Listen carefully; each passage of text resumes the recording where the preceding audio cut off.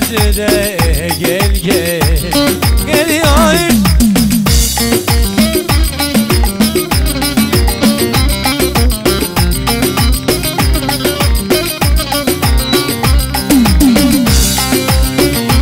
Kardeşleri ardı sıra gidiyor.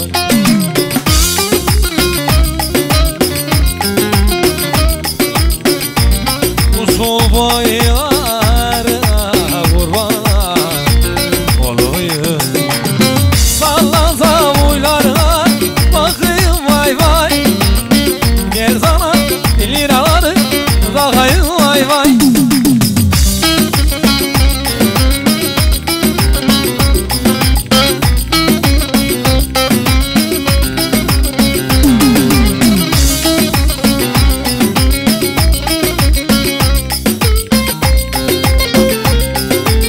O şirin sözlerine, kurbanıma gözlerine.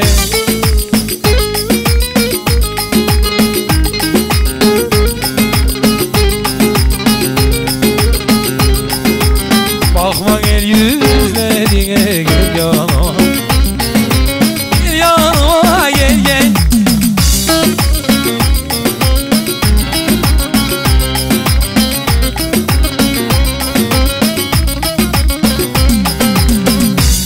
Eller doyulmasın, sakın eller görmesin.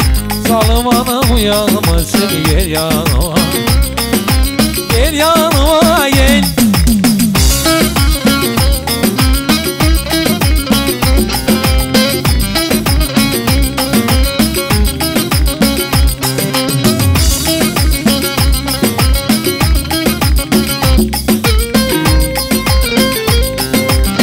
Tomurcuk nameleri çözüver dumaneli.